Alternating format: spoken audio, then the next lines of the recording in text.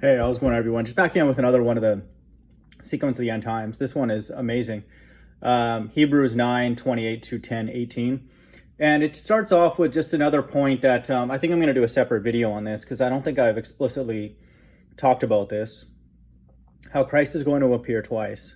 First time for salvation and then a final time with his elect for wrath. And so I'll probably just do a separate video to kind of go through all the verses that support that, and this does as well. So Hebrews 9:28, I'll start with that. So Christ, having been offered once to bear the sins of many, will appear a second time, not to deal with sin, but to save those who are eagerly waiting for him. So the first appearance of Christ will be a, quote, visitation, just like we read in 2nd Ezra, that the Most High will be visiting the world that he made. When you visit, you show up and then you go, you leave. And that's what it's going to be. And so it also is important because that's necessary for Christ to bring the two witnesses to America, Moses and Elijah. And so, like it says here, he will appear a second time. And then there's many references, and you see them in all these sequence videos where Christ returns with his elect or with the saints and all that. And that's the wrath, that's to destroy everybody with the mark of the beast. And so just know that, and so this first appearance, when Christ appears of these two is going to be during a calm time, like Christ says in Matthew 24. So the world's going to think everything's fine, peace and safety and all that kind of stuff. So the second time that he comes, the world's going to be in chaos, and then they're ultimately going to try and fight against him because they know now that those entities up there are enemies to the world, and it is, fundamentally anybody who's a friend of the world, God hates. So that's when there's this battle, this conflict in our, called Armageddon.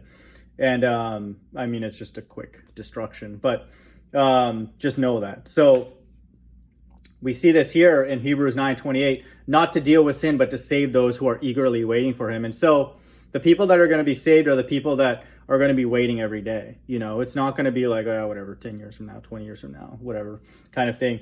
That's why I know for me personally, my God will have to appear soon because, first of all, I'm running out of money, but I'm waiting every day. And so no person would wait 10 years for their parents to come pick them up. Like I need a ride. Okay, just wait 10 years, that kind of thing. So God knows that that's unreasonable, okay?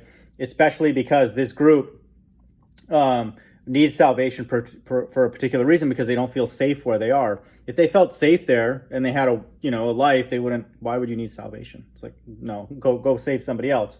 So there's an urgency, and then this is for a group who understands that they're in hell, because that's important because that's where salvation is from. And then this is in verse 28. 2 times 8 is 16, and so there's some amount of evil that's needed for this to be necessary in the first place. So right away we get our first reference to salvation. Then we're going to hear hear reference to the gospel being preached worldwide, and then Christ returning with his elect. So it follows the sequence. Perfect. Verse 10, for since the law has but a shadow of the good things to come instead of the true form of these realities, it can never, by the same sacrifices that are continually offered every year, make perfect those who draw near. So the whole point of the law was to make us humble. That's the whole point. And then we could now ask God to make us perfect. And then we're gonna get a reference to that here. Otherwise, would they not have ceased to be offered, since the worshipers, having once been cleansed, would no longer have any consciousness of sins? But in these sacrifices, there is a reminder of sins every year. So the law is to remind us that we're in an evil place, all of us, and just know that. For it is impossible for the blood of bulls and goats to take away sins. Consequently, when Christ came into the world, he said, sacrifices and offerings you have not desired, but a body have you prepared for me, and burnt offerings and sin offerings you have taken no pleasure. Then I said, behold, I have come to do your will, O God, as it is written of me in the scroll of the book.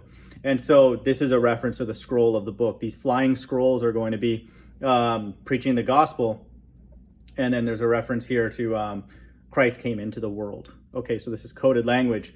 Again, that is consistent with what's going to happen in the end times, where the gospel is going to be preached by these so-called flying scrolls, these UFOs.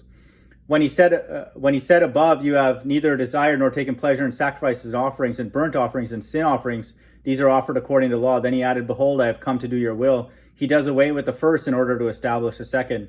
And by that will we have been sanctified through the offering of the body of Jesus Christ once for all. Verse 11, and every priest stands daily at his service, offering repeatedly the same sacrifices which can never take away sins. But when Christ had offered for all time a single sacrifice for sin, he sat down at the right hand of God, waiting from that time until his enemies should be made a footstool for his feet. This is when Christ returns with people beneath him in these so-called UFOs. This is the time when he destroys. Okay, so just know that. For by a single offering he has perfected for all time those who are being sanctified. That's his elect. That's in verse 14. And so there's a group that, and I hope to be a part of that, where we're asking to be perfected. We want to be like Christ. Time out. Okay, we don't like the way we are. We don't like what we see everywhere. Time out. Okay, we don't want any of this anymore. And then only Christ can do that, through the Father.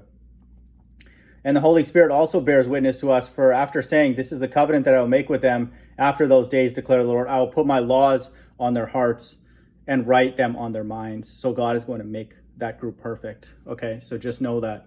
And so my understanding broadly from this narrative is that God's elect had to see evil, and then they're going to see Christ ruling, and then they're going to see righteousness. And so that is the time that God will be perfecting them, like it says in verse 14. So that's what I believe is happening on the big picture for that group, the 144,000. Then he adds, I'll remember their sins and their lawless deeds no more. Where there is forgiveness of these, there is no longer any offering for sin. And so that's, a reference of the kingdom.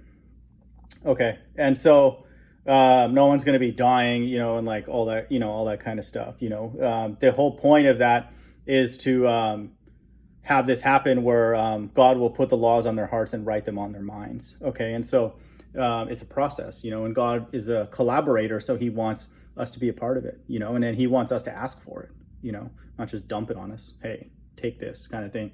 We're going to ask for it. We're asking for it now, and desperately, that we want to be made more and more like Christ, so we can fellowship with him, and then work with him to do whatever the next thing the Most High wants. So here again in Hebrews 9 and 10, absolutely incredible. Same sequence.